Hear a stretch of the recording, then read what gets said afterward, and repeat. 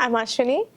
I intern here at the Bourbon Steak house restaurant at the Four Seasons, Washington D.C.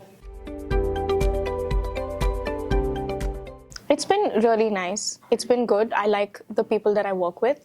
The team's very welcoming, and the work's stressful, but that's how it's in a kitchen.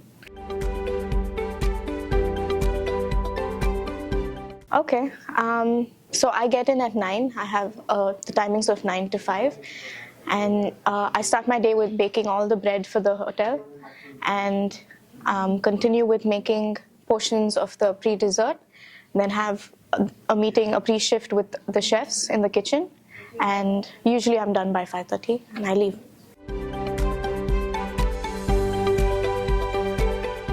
I think it's definitely going to be the people skills you get over here. I was very much of an introvert back in India.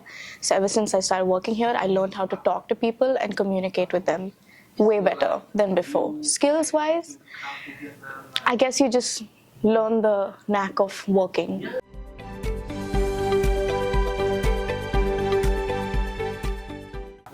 There's a lot of personal growth, I would say, because if you can manage to do this, you can work anywhere. That's the belief it gives you.